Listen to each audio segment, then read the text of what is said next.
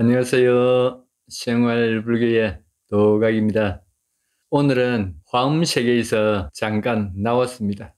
이렇게 우리 불자님들하고 대면을 합니다. 오늘은 우리 불자님들이 참 좋아하는 옛날 이야기입니다. 우리가 어느 지방이나 마을에 가면 전설을 품고 있는 물건들이나 또 나무나 샘이나 동굴이나 어떤 집이나 많이 있지요. 그런데 이렇게 이야기를 들어보면 나름대로 참 재밌습니다. 또 그럴듯하게 이야기가 이어지고 있습니다. 오늘은 샘에 대해서 이야기해 볼까 합니다. 어느 마을에 나가면 우물이 다 있었지요. 온갖 소문은 우물가에서 난다는 말이 있잖아요. 마을에 가면 꼭 한두 군데 동네 안악들이 빨래를 하면서 뒷담화도 하고 그 소문이 거기서 다 난다지요. 이 우물 하면은 제가 어렸을 때 우리 집에서도 우물이 있었습니다. 물이 참 좋았어요. 여름에는 시원하고 겨울엔 또 김이 무릉무릉 날 정도로 따뜻했습니다. 그래서 여름에는 빨랫줄에다가 얇은 이불 하나 턱 걸쳐놓고 발가벗고 물을 뒤집어 쓰고 했습니다. 그때는 뚜레박으로 물을 퍼가지고 덮어 쓰면은 여름에 그래 시원할 수가 없었습니다. 그리고 한 5시경 그때는 밥할 시간이 되지요. 그러면은 동네 아주머님들이 물동이를 갖다가 하나씩 이고 물길로 옵니다. 물동이를 갖다가 줄을 씌워가지고 대문까지 줄이 이거 섭니다. 그래 이제 물을 갖다 한 동이씩 발아서 이고 가곤 했지요. 근데 뒤에 뚜레박에서 모다로 바뀝니다. 모다를 달아가지고 전기로 틀면은 바로 쫙 쏟아지도록 쓰다가 또 뒤에는 상수도가 들어오게 되죠. 그래서 물은 상수도로 묻고 그 우물물은 허들의 물로 사용한 그런 기억이 납니다. 그래서 이 우물은 참 옛날에 정다운 그런 곳이기도 하지요. 그래서 오늘은 우물에 대해서 이야기를 해볼까 합니다. 근데 우리 시청하시는 분들은 제가 하는 이 법문이 재미가 없는 것 같아요. 그래서 좋아요가 안 나옵니다. 별로 안 나와요. 6바람일 중에 첫째가 보시바람일이거든요. 이 좋아요 눌리는 것도 보시바람일입니다. 하루 종일 기도하는 것보다 이 좋아요 한번 눌리는 게 더 복을 받습니다. 내로 인해서 상대방이 즐거움을 느낀다는 것은 그 큰 복을 짓는 거거든요. 그러니까 구독하고 좋아요 꼭 눌러주시기 바랍니다. 그래야 이야기 보따리에서 이야기가 끊임없이 흘러나옵니다. 제가 괜히 쓸데없는 이야기를 하는 것입니다. 옛날에 아주 옛날에 구름 한 점 없이 맑은 어느 가을날입니다. 한 스님이 전라남도 영암군 친북면에 있는 여석산 기석을 걷고 있었습니다. 고개를 갖다가 오르느라고 숨이 찬 스님은 고갯마루에 앉아 숨을 돌리면서 이마에 흐르는 땀을 옷소매로 닦고 앉아 있었습니다. 그러다가 건너편에 서 있는 큰 감나무로 시선이 쏠렸지요. 스님은 바랑을 짊어진 채로 그 감나무에 올라가서 감을 한 개 따서 입에 넣었습니다. 참 별미로구나. 내 한평생 이렇게 맛있는 감은 처음 먹어보는 거래요. 하늘에 천복이 있다더니 바로 이 맛일까? 달콤한 감맛에 취한 스님은 한 가지에 열린 감들을 모두 따먹고는 다음 가지로 눈이 쏠렸습니다. 그런데 이 스님이 다음 가지에 달린 감을 따먹기 위해서 가지를 잡는 순간 와지끈 하는 소리와 이 감나무가 부러지면서 스님도 같이 떨어지고 말았습니다. 하필 그 감나무 밑에는 큰 샘이 하나 있었지요. 그 깊은 샘물은 스님을 삼킨 채 옥빛으로 맑았고 샘물에 빠진 스님은 더 이상 떠오르지 않았습니다. 아이고 큰일 났네요. 그리고 세월이 흘러서 이듬해 모내기를 마친 마을에는 비가 내리지 않았습니다. 이게 무슨 징조인고 70평생 살면서 이런 가뭄은 처음인걸. 늙은이들은 이런 흉변을 보기 전에 세상을 떠나야 하는데 오래 살다 보니 별꼴을 다 보는 것 같아. 마을 노인들은 이 가뭄에 어찌할 줄 모르고 한숨만 내쉬었습니다. 마을 젊은이들은 여석산에 있는 이 샘물에 가서 그 물을 떠다가 마을 논에다가 붓기 시작했습니다.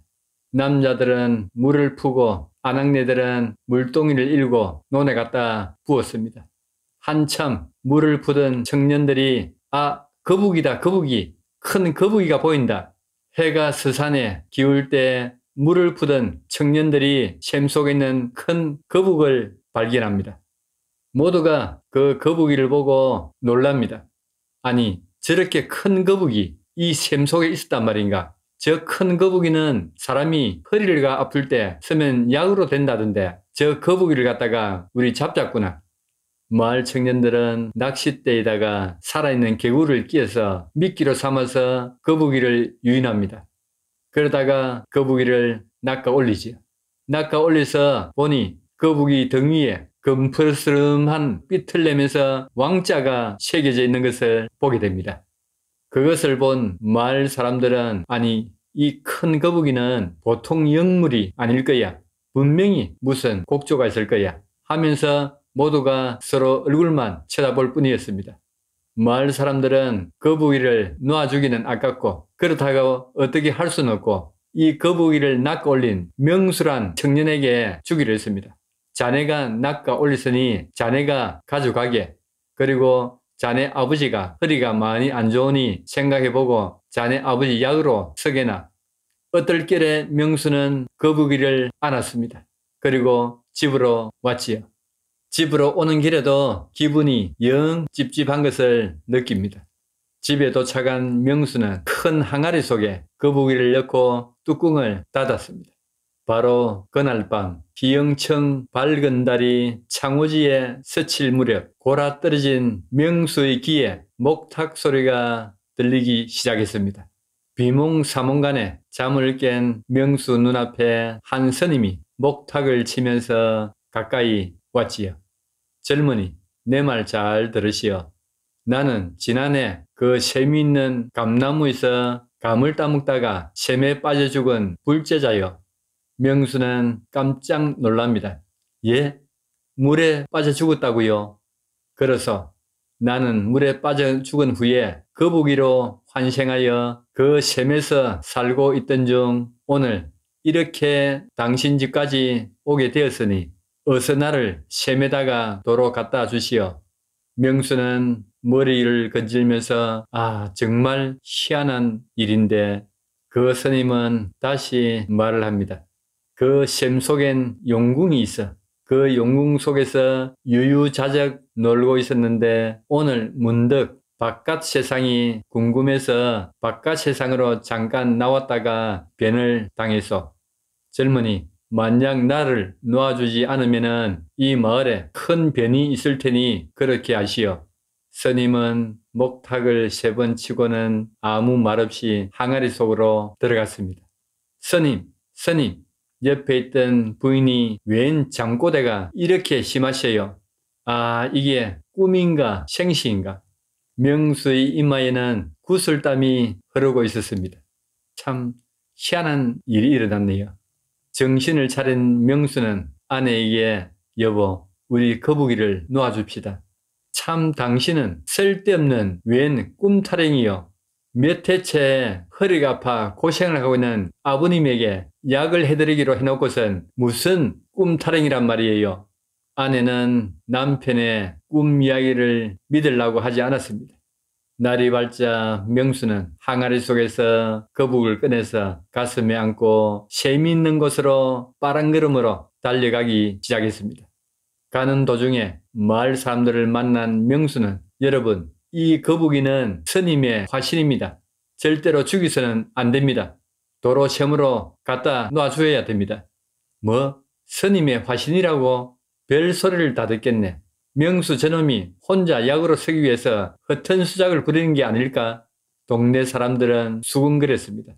마을 사람들의 그 수군거림을 뒤로한 채 샘에 도착한 명수는 관세음보살님을 염하면서 거북이를 샘에다가 놓아주었습니다. 순간 거북이가 샘에서 헤엄을 치자마자 놀라운 일이 일어났습니다. 그토록 맑고 햇빛만 쨍쨍 내리쬐던 하늘에 갑자기 먹구름이 일더니 내성병력과 함께 소나기가 내리기 시작했습니다. 아, 비다. 비가 온다. 비가 내리구나. 명수는 어찌나 비가 반가운지 엎드려서 그 빗물을 입으로 삼키고 있었습니다. 스님, 감사합니다. 스님, 감사합니다.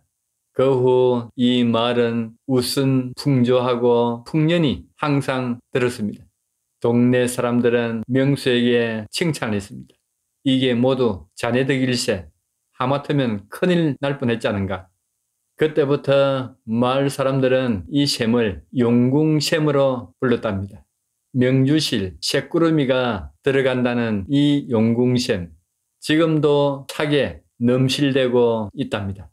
우리 시청자 여러분, 다음에 전남 영암에 가시면은 용궁샘 한번 보시기 바랍니다. 이렇듯 우리는 각 고장마다 또 마을마다 재미있는 이야기들이 참 많습니다.